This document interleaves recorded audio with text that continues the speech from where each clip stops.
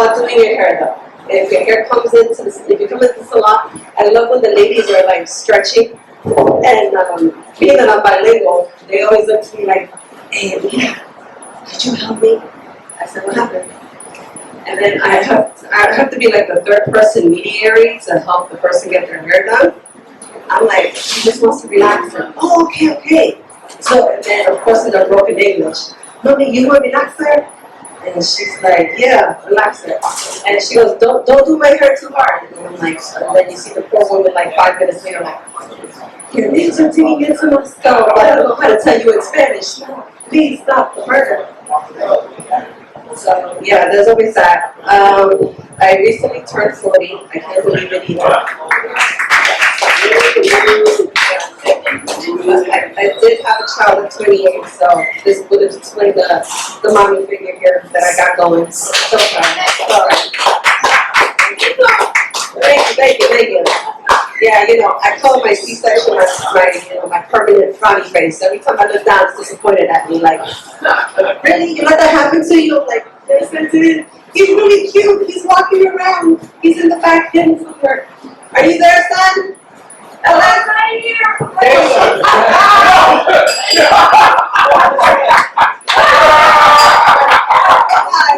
you go.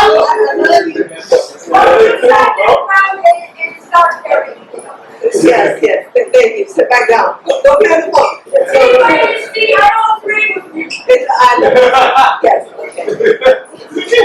I didn't have the stairs, so I had to bring him to the open mic. So all your lovely jokes have not gone to waste. I'm sure I will hear about them as he's trying to go to sleep. I'm gonna hear what is who did what? What is ass eating, mommy? Yeah, nah. Do you really want an explanation about that? Not really, no. Mommy's not gonna explain to that because mommy's never had that done. So I can explain something I've never had. I've had disappointments, especially like with dating. Try dating and you have a child at home. Talking about, you fellas, where were you? What do you mean where was I? I was on a date. Why? You go on a date with me? I said, look here, little man. I birthed you. After that, that's just, we're gonna cut that off. I ain't. And then on top of that, like if anybody comes talk to me randomly on the street, he kind of, squares them up. I'm gonna go, do you got a job? Do you got an apartment? I was like, are you working for the census? Are you working for HRA? Are you gonna give them a phone? Like, why are you asking all these questions? And you wonder why I seldom leave the house. And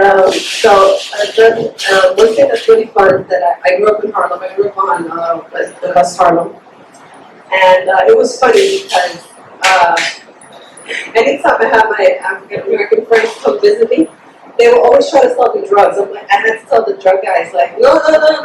Michael does not want your drugs. You sure? You look like he needs a joint. No. Leave Michael alone. He does not need a joint. He's 17. But there's pressure in school. You never know. No, I do know. No. Please, stop. It's like, Juan, please. No. He's with me. Yeah, you're the third 3 seat, right.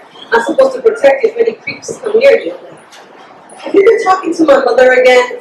And then I go upstairs. I'm like, Mom, what you doing? Why are you cock blocking me? What's wrong with you? Not that I was looking for it. Not that I'm walking around like, look everybody. I'm young. I'm sexy. Look. No, I wasn't doing none of that. My mom paid for me to go to Catholic school, so she was like, you better not be selling it like it's hot. It's medium warm, luckily, but not hot.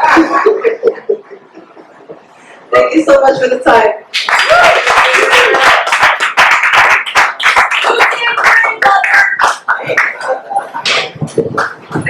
Keep it going for Eury woman. We believe you at the very end. We have to prove it. Don't sell out. Y'all don't see in her back pocket. She got to talk like that.